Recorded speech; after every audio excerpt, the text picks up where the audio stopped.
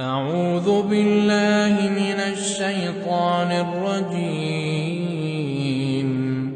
الله لا إله إلا هو الحي القيوم